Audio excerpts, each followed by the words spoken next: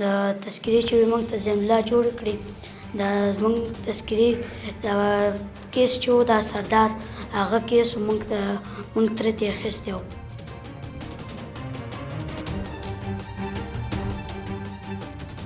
او غوښتله چې خارج ته ولاړ شي.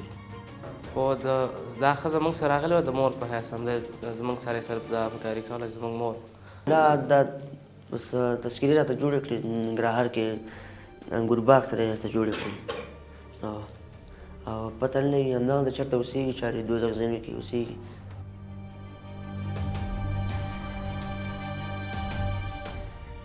د کارمندانو د لوري ونیول شوله او بیا زموږ سره د دې ریاست کې بندیان وه او موږ غوښتل چې ایټالیا ته لاړ شو. دا فیملي کیس و او موږ ته یې 19,000 روپۍ خبره کړې وه.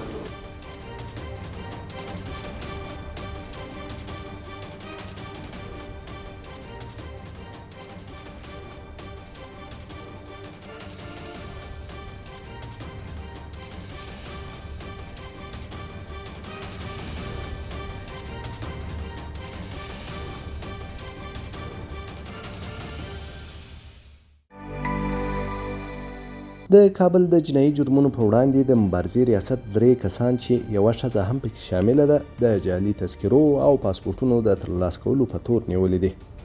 د کابل د جنایي جرمونو په وړاندې د مبارزې ریاست وایي دغه کسانو غوښتل د جعلي تذکرو پر بنسټ ځانونو ته پاسپورټونه جوړ او وروسته بهرنیو هیوادونو ته سفر وکړي، خو تر خپل هدف مخکې د امنیتي ځواکونو له لورې ونیول شول. نیول شوي کسان بیا وایي چې جعلي تذکرې د دوی د کورنیو لخوا ورته برابرې شوي وې او دوی غوښتل پاسپورټونه ترلاسه کړي. د دوی په خبره د پلار او نیکه نومونه یې بدل کړي وه.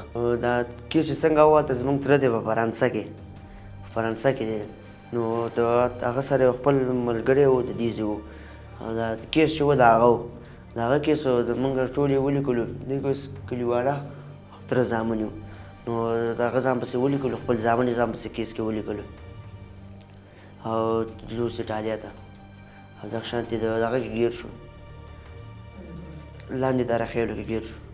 دا بس تذکرې راته جوړې کړې ننګرهار کې انګور باغ سره یې راته جوړې کړې او پته نه لګي همدغلته چېرته اوسېږي چارې دوزخ ځایونو کې اوسېږي خپله د ننګرهار دی هغه راته جوړې کړي. خپل نوم چې مې وایم دا همدا خپل نوم مې و او د پلار نوم مې چې و سردار و او د نیکه نوم مې چې و شاولي و.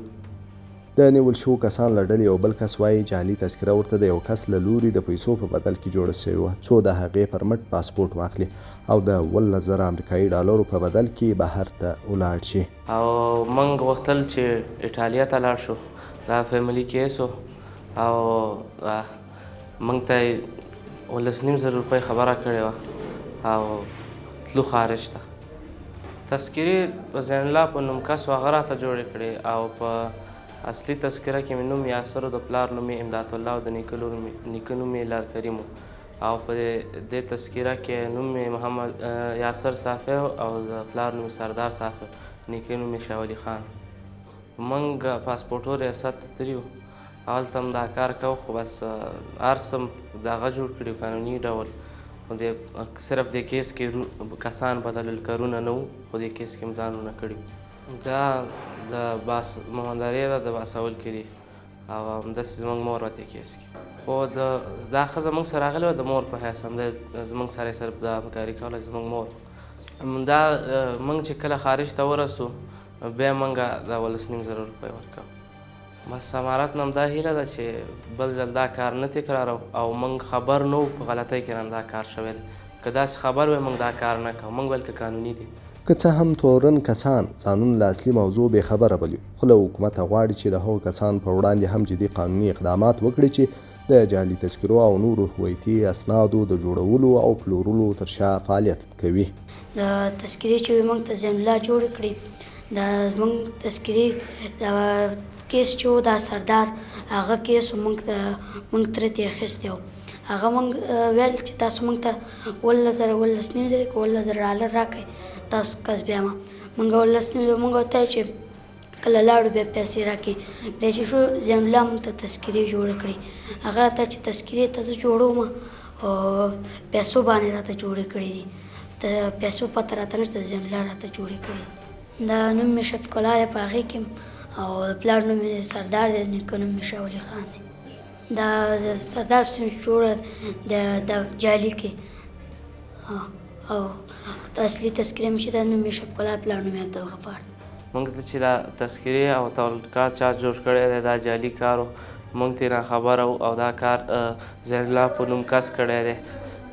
او موږ حکومت نه دا هیله غواړو چې موږ دا کسان ونیسي او دلته یې راولي بدي کړي، او موږ دې کاره نه خبر، موږ چې دا اصلي دی که جعلي دی موږ دې هېڅ نه خبر. موږ ته ډېر دغه راکړی چې تاسو دا کار وکړئ، دا اصلي دی، او دې نه یې موږ نه 13,000 روپۍ اخیستي، 19,000 روپۍ اخیستي. دا کس چې موږ ته تذکرې او تولد کارتونه جوړ کړي دي، حکومت نه موږ ته هیله کوو چې باید دا ونیسي، او موږ د دې کار نه ناخبره وو.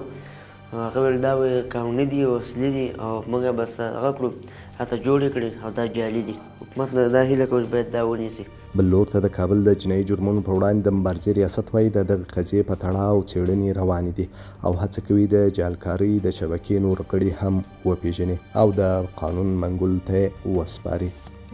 دا داسې موضوع وه چې 3 کسانان وه چې هغوی جعلي تذکرې جوړې کړې وې، او واپس یې جعلي پاسپورټونه جوړوله او غوښتله چې خارج ته ولاړ شي.